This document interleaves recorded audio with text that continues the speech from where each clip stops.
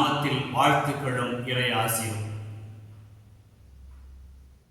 இன்று டிசம்பர் 1, 2024 திருவருகை காலத்தின் முதல் ஞாயிறு. இன்றைய முதல் வாசகம் எரேமியா நூலிலிருந்து எடுக்கப்பட்டிருக்கிறது. ஆண்டவர் இஸ்ராயேல் வீட்டாரையும் யூதா வீட்டாரையும் பார்த்து, நான் கொடுத்த வாக்குறுதியை நிறைவேற்றுவேன். என்ன வாக்குறுதி? அதாவது தாவீதில் இருந்து ஒரு தளிர் முளைக்க செய்வேன். சரி, அந்த தளிர் என்ன செய்வார்? அவர் நாட்டில் நீதியையும் நேர்மையையும் நிலைநாட்டுவார். அது மட்டுமல்ல, யூதா விடுதலை பெறும், எருசலேம் பாதுகாப்புடன் வாழும். சித்கோனு, அதாவது ஆண்டவரின் பாதுகாப்பு கருதி வாழுகின்ற நகரமாக திகழும் என்று கடவுள் உறுதி கொடுத்தார். ஒரு செய்தியை கடவுள் சொல்கிறார். அந்த எருசலேம் நகரம் அடிமைப்படுத்தப்பட்டிருக்கிறது, போரினால் அடிமைப்பட்டு கிடக்கிறது. மக்கள் பயத்தில் அச்சத்தில் வாழ்கிறார்கள், ஏங்கி தவிக்கிறார்கள், எப்பொழுது விடுதலை கிடைக்கும் என்று. இந்த நேரத்தில் ஆண்டவர் எரேமியா இறைவாக்கின் வழியாக மக்களுக்கு உறுதியளிக்கிறார், நம்பிக்கை ஊட்டுகிறார். நான் வருவேன், விடுதலை அளிப்பேன், துளிர் முளைக்க செய்வேன், பாதுகாப்பாக மக்களை வாழ வைப்பேன். இறைவார்த்தை தொடர்ந்து சொல்கிறது, அந்த எருசலேம் நகரங்களில் எல்லாம் மக்கள் குதிகழித்து மகிழ்வார்கள், அக்களிப்பார்கள், ஆரவாரம் செய்வார்கள். காரணம், அவர்களுக்கு விடுதலை கிடைத்து விட்டது என்று. அந்த அளவிற்கு மக்களின் நலனில் அக்கறை கொண்டு வாழும் கடவுள் மக்களுக்கு ஆறுதலையும் உறுதியையும் கொடுத்து அவர்களுக்கு நம்பிக்கை ஊட்டுகிறார். காரணம், நம் ஆண்டவர் நம்பிக்கையின் தேவன், கைவிடாத தேவன். அந்த செய்தியை இன்றைய முதல் வாசகத்தின் வழியாக நம் அனைவருக்குமே கொடுக்கிறார். அன்றைக்கு இஸ்ராயேல் வீட்டாருக்கும் யூதா வீட்டாருக்கும் கொடுத்த உறுதி வழியை, வாக்குறுதியை இன்று நமக்கும் கொடுக்கிறார். நான் உங்களுக்கு பாதுகாப்பும் அரணுமாக இருப்பேன், நீதியையும் நேர்மையும் நிலைநாட்டுவேன். யார் வழியாக? அந்த யூதாவிலிருந்து தளிர்க்கின்ற அந்த உயிர் வழியாக, அரசு வழியாக. இரண்டாவது வாசகத்தில் பவுலடியார் தெசலோனிக்க மக்களுக்கு சொல்கிறார், நீங்கள் கடவுளுக்கு உகந்தவாறு வாழும் முறையை எங்களிடம் கற்றுக்கொண்டீர்கள். அவர்களை பாராட்டுகிறார். பாராட்டிவிட்டு சொல்கிறார், கடவுள் உங்களை ஆசீர்வதித்திருக்கிறார், வழிநடத்துகிறார். நீங்களும் பெற்றுக்கொண்ட அந்த படிப்பினைக்கு ஏற்ப வாழுகிறீர்கள், எங்களுக்கு மகிழ்ச்சி அளிக்கிறது.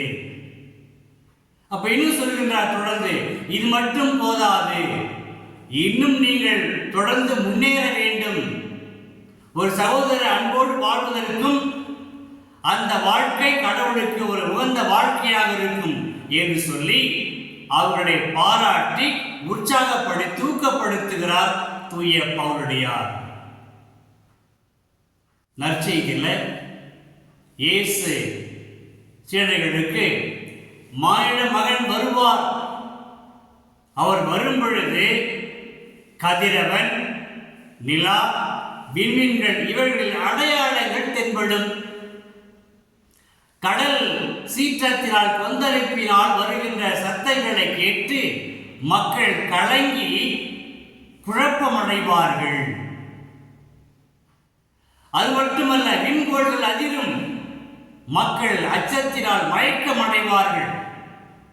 ஒரு கலவரமான சூழ்நிலை நிலவும்.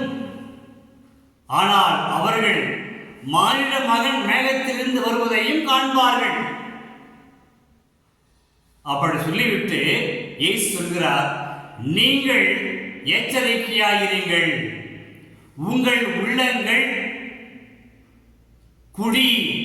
குடியாலும் குடி வெறியாலும் களியாட்டத்தாலும் உங்கள் உள்ளங்கள் மந்தமடையாதவாறு எச்சரிக்கையாயிருங்கள். அந்த நாள் எப்போது வந்து உங்களை கண்ணியைப் போல சிக்க வைக்கும் என்பதை குறித்து எச்சரிக்கையாயிருங்கள்.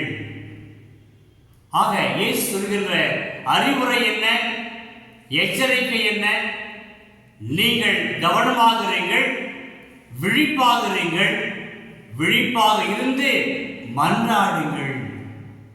ரொம்ப முக்கியங்க. நமக்கு நம்முடைய வாழ்கின்ற சூழலில் நமக்கு எல்லாமே இருக்கிறது.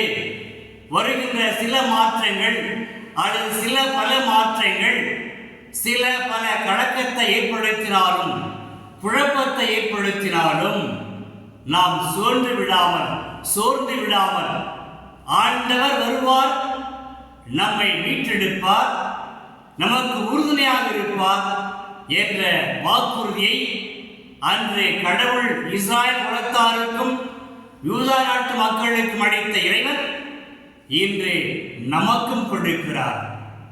ஆண்டவர் வருவார், காண்பீர்கள். ஆனால் அவரை ஏற்றுக்கொள்ள, அவரை சந்திக்க நீங்கள் தயாராக இருக்க வேண்டும். நீங்கள் சந்திக்கின்ற அந்த நேரத்தில், அவருக்கு சந்திக்கின்ற அந்த தருணத்தில் நீங்கள் வல்லவராக, மேன்மைப்பட்டவராக, சிறப்புடையவராக இருக்க வேண்டும் என்றால் நீங்கள் செய்ய வேண்டியது ஒன்றே ஒன்று. என்னது? விழிப்புடன் மன்றாடுங்கள். இந்த விழிப்புடன் மன்றாடுவதற்கு நிறைய அர்த்தங்கள் ஆண்டவர் கொடுக்கிறார். அப்ப முதலில் நாம் நம்முடைய நிலையை உணர்கிறோம், கலக்கமடைந்த சோர்வுற்ற நிலையை உணர்கிறோம், சிக்கி தவிக்கிறோம். அங்கே நின்று விடாமல் ஆண்டவர் கொடுத்த அந்த வாக்குறுதியை நினைவு கூர்ந்து அவரிடம் வருவோம், அவரை இறுக பற்றிக் கொள்வோம். ஆண்டவர்களுக்கு கொடுக்கின்ற அடுத்த செய்தி, மன்றாடுங்கள், ஜெபம் செய்யுங்கள், இடைவிடாது ஜெபம் செய்யுங்கள். ஜெபம் மட்டுமல்ல, உங்கள் வாழ்க்கை தரத்தையும் உயர்த்துங்கள்.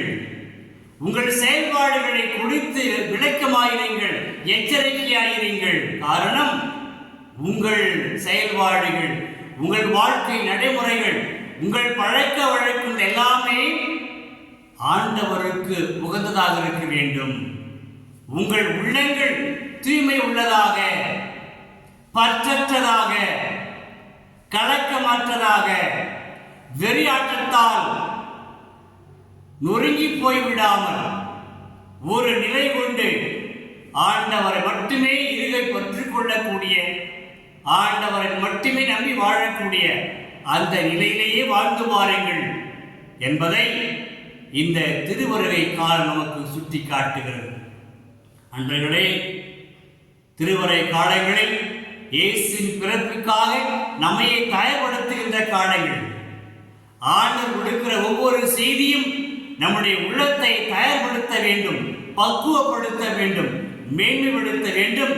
ஆண்டவரை சந்திப்பதற்கு, கிறிஸ்து பிறப்பு விழாவை கொண்டாடுவதற்கு வெளி தயாரிப்பு மட்டுமல்ல, உள்ள தயாரிப்பும் அவசியம் என்பதையும் இன்றைய வாசகங்கள் நமக்கு தெளிவுபடுத்துகின்றன. இயேசு நம்மை அன்போடு அழைக்கிறார். ஆகவே வாசகங்கள் சொல்வது போல எச்சரிக்கை கொடுக்கின்றன, அறிவுறுத்துகின்றன.